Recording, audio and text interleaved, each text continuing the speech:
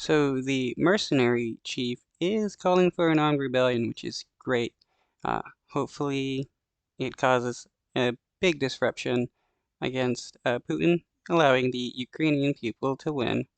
Now to that major development in the war in Ukraine. Trouble brewing within the Russian ranks. The leader of the Russian mercenary Wagner group calling for an armed mutiny, claiming his fighters were attacked by the regular Russian army. ABC's chief foreign correspondent Ian Pannell on the front lines again tonight. Tonight, a major crisis unfolding in Russia. The leader of Russia's paramilitary Wagner group fighting in Ukraine calling for an armed rebellion against senior members of Russia's military leadership.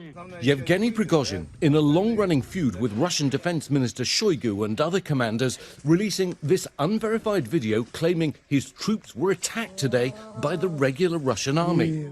The Russian Defense Ministry calling the accusation a lie, and the powerful FSB intelligence agency tonight opening a criminal case against Prigozhin. But the Wagner leader warning that the military leadership of Russia must be stopped, saying he has 25,000 men behind him. Meanwhile, on the It's funny, though, that he's now against the Russian government now that some of his troops are killed by Russia.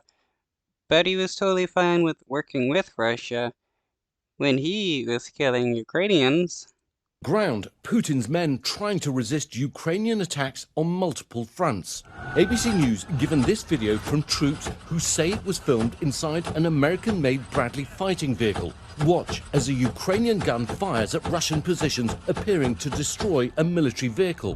We were taken to one of the areas where Ukraine launched its counter-offensive, Velka Novosilka in the south, which has been heavily pounded by Putin's forces. In the surrounding countryside, a French artillery weapon fires towards Russian positions just a few miles away.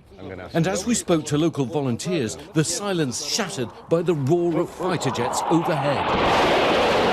You can see there are Ukrainian fighter jets flying incredibly low, the flares that are going off in the sky to try and deter any kind of Russian attacks. They're heading over to Russian positions. A Russian front line used to be here.